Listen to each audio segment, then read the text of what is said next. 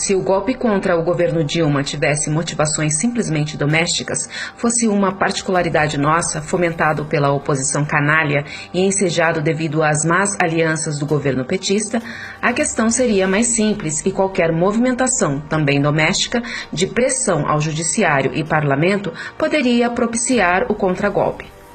Acontece que o impeachment ilegítimo é uma articulação adventícia e faz parte do roteiro norte-americano de reassumir o poder na América do Sul e também Latina.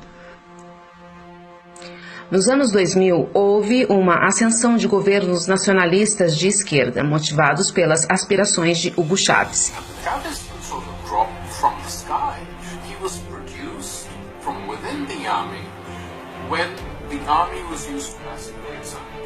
Chavez and a whole group of junior officers met and said this is not being created for. A military should its only purpose is to defend the country from outside. Esses governos tinham como escopo a liberdade dos países das garras coloniais, cravadas de forma ainda mais selvagens após o consenso de Washington. La larga e triste noche del liberalismo, como afirmou o presidente equatoriano Rafael Correa, um dos líderes latinos emergido. Os líderes sul-americanos representavam a identidade dos países. Por exemplo, a Bolívia ganhara um presidente indígena e não um branco europeu domesticado nos Estados Unidos.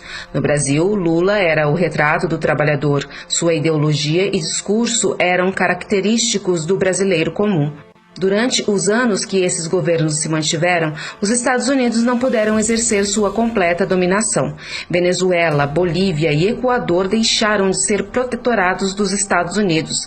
Brasil e Argentina ainda estavam sob o receituário de Washington. Entretanto, fizeram alinhamentos com países oponentes ao poder absoluto e imperialista.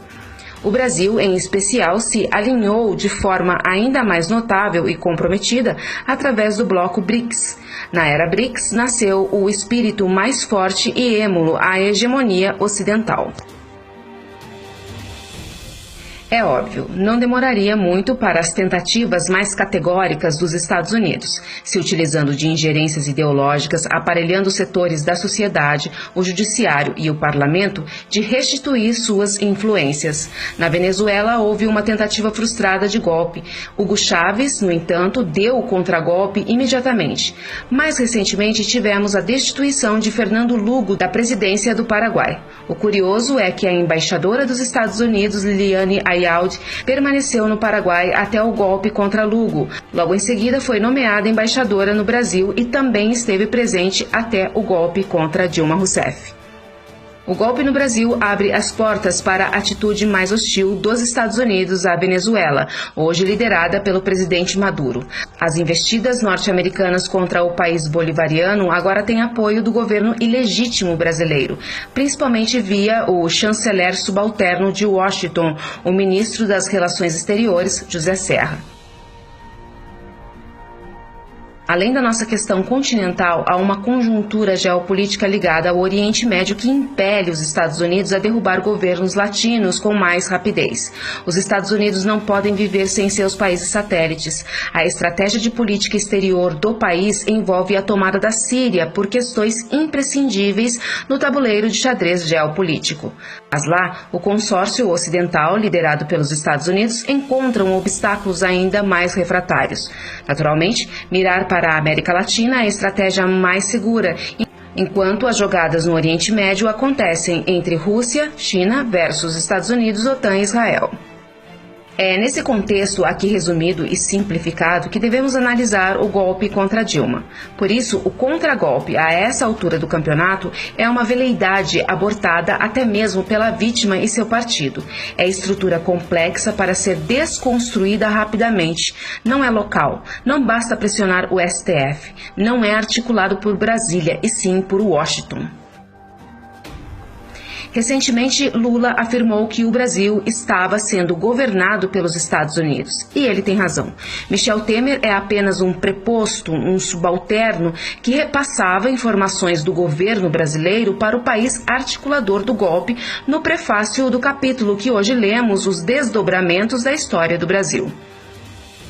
Todos os outros protagonistas do impeachment são, na verdade, atores e não autores. A Operação Lava Jato, figurante mais importante, embora partícipe indireta, nasceu da espionagem cuja Petrobras foi alvo, feita pela Agência de Segurança Nacional dos Estados Unidos e embalada para o subalterno juiz Sérgio Moro. Como o contragolpe é inviável, resta resistência às pautas que fazem parte do golpe e dentro do golpe, como a PEC 241 ou PEC 55. A ocupação das escolas é a resistência mais contundente até agora, porém outras devem se formar em torno do mesmo fim e fomentadas pela mesma motivação. Explicitamente, o golpe se concentra numa ditadura que não é propriamente militar, como a ditadura de 1964, mas uma autocracia do judiciário, todo aparelhado por forças controladas pelo poder do hemisfério norte.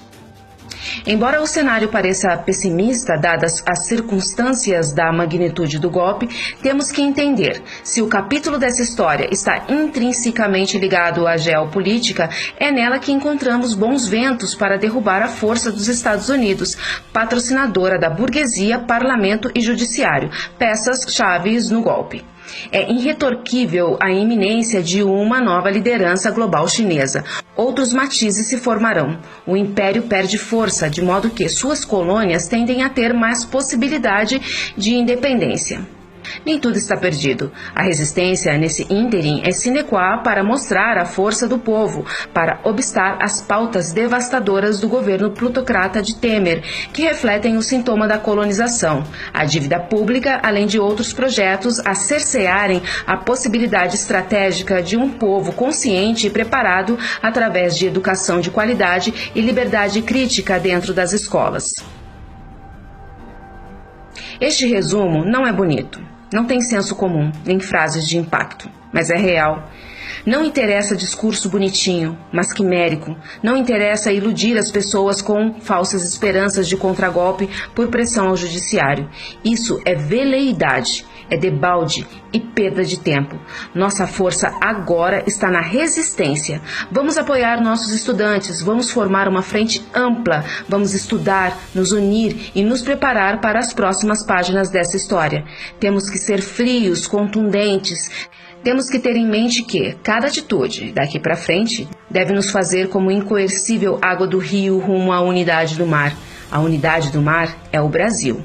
Portanto, univos.